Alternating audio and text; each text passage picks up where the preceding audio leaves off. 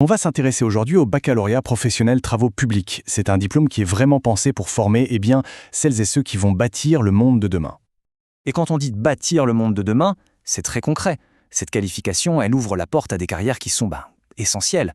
Celles qui façonnent notre environnement de tous les jours, les routes, les réseaux qui nous amènent l'eau, l'énergie, tout ça. Alors, voilà le programme. D'abord, on va voir à quoi sert concrètement ce bac pro. Ensuite, on se penchera sur les 3 grands piliers du métier. Puis, comment on passe des tâches aux compétences. Un point super important, la validation des acquis, comment ça marche. Et enfin, on verra pourquoi c'est un diplôme vraiment complet.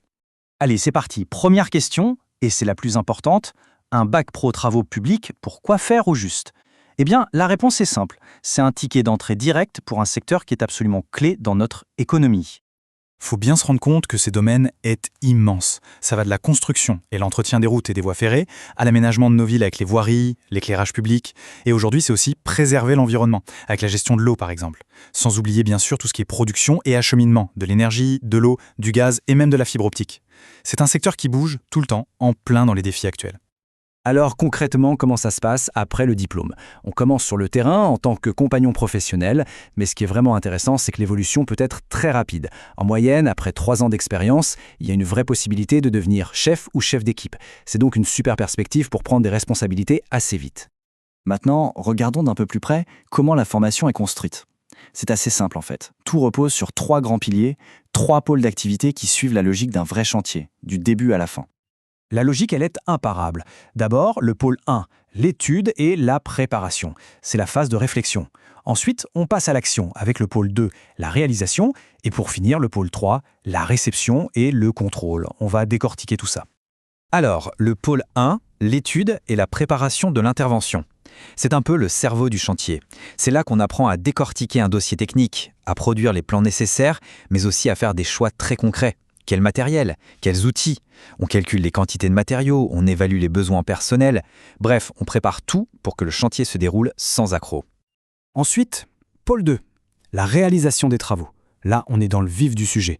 Sur le terrain, il s'agit d'organiser le chantier et surtout en toute sécurité. On apprend à faire l'implantation, c'est-à-dire à tracer l'ouvrage sur le terrain, puis on mène les travaux. Voirie, terrassement, réseau. Et une compétence super importante, on apprend aussi à animer une équipe. Et on termine avec le pôle 3, la réception, le contrôle et le suivi. Un chantier, ce n'est pas fini tant que ce n'est pas vérifié. C'est une étape cruciale. On va contrôler que l'ouvrage est bien conforme à ce qui était demandé. On réalise des essais, par exemple des essais de pression pour les canalisations. On complète tous les documents de suivi de chantier et on rend compte de l'avancement. C'est la garantie qualité en somme. Bon, on a vu les 3 grandes phases d'un chantier. Mais ce qui est vraiment malin dans cette formation, c'est de voir comment toutes ces tâches très pratiques permettent de construire et de valider des compétences bien précises. Ce tableau, il résume parfaitement la philosophie du diplôme. Regardez, à gauche, on a les pôles d'activité qu'on vient de voir. Au milieu, les activités professionnelles concrètes. Et à droite, les compétences qui sont développées. Par exemple, le pôle 1, préparation, mène à la compétence C1, préparer son intervention. Le pôle 2, réalisation, mène à C2, réaliser les travaux. Et le pôle 3, contrôle, mène à C3, contrôler, et C4, communiquer. C'est très clair, on sait exactement ce qu'on apprend à faire.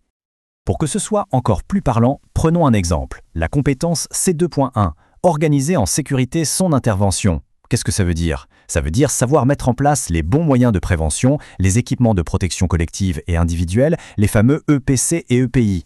C'est garantir la sécurité de tout le monde sur le chantier et savoir identifier une situation dangereuse. Ce n'est pas juste une recommandation, c'est une compétence à part entière qui est évaluée. D'accord, on apprend tout ça, mais comment est-ce que c'est validé ? Comment est-ce qu'on obtient le diplôme ? C'est le moment de parler de l'évaluation, un point évidemment essentiel, que ce soit pour le jeune en formation ou pour l'entreprise qui l'accueille. Alors voilà le règlement d'examen, simplifié pour y voir clair. On a plusieurs épreuves qui correspondent à des unités. Ce qu'il faut regarder tout de suite, c'est la colonne coefficient. L'épreuve E2, études et préparation, c'est coef 4. L'épreuve E32, contrôle et suivi, coef 3. Et regardez bien l'épreuve E31, réalisation des travaux, coef 6. C'est énorme. Ça montre bien que le cœur du réacteur, c'est la pratique, le savoir-faire sur le chantier. Il y a une autre chose très importante à comprendre, c'est le CCF, le contrôle en cours de formation. En gros, ça veut dire que l'évaluation ne se fait pas seulement sur un grand examen à la fin, non, les compétences sont validées tout au long de la formation, directement par les formateurs, lors de situations professionnelles. C'est un gros avantage, ça valorise le travail régulier et ça reflète beaucoup mieux le niveau réel de la personne.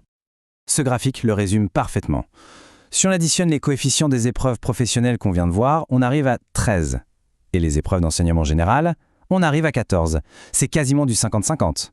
Ça prouve que ce diplôme a une double ambition, former d'excellents techniciens de terrain, mais aussi des professionnels complets avec de solides connaissances générales. Et c'est justement cet équilibre parfait entre le savoir-faire technique et l'enseignement général qui fait toute la force de ce diplôme. Parce qu'à côté de la pratique, on a un tronc commun solide. Des maths, de la physique-chimie, de l'économie-gestion, de la prévention santé-environnement, mais aussi une langue vivante, du français, de l'histoire-géo. Tout ça, ce n'est pas accessoire. C'est ce qui permet de savoir réfléchir, de trouver des solutions à un problème, de bien communiquer. Bref, c'est ce qui permet d'évoluer dans sa carrière. Et pour finir de se convaincre qu'il y a du travail dans ce secteur, il suffit de regarder un seul chiffre. Rien que les travaux routiers, ça représente 34% du chiffre d'affaires de tous les travaux publics en France. C'est plus d'un tiers. Ça veut dire qu'il y a un besoin constant, permanent de main-d'œuvre qualifiée. Les débouchés sont là, et pour longtemps. Finalement, on voit bien que le bac pro travaux publics, c'est bien plus qu'un simple diplôme. C'est un vrai passeport pour une carrière concrète, une carrière qui a du sens et qui offre de vraies perspectives d'évolution. Alors la question qui se pose est, qui est prêt à relever le défi et à construire l'avenir ?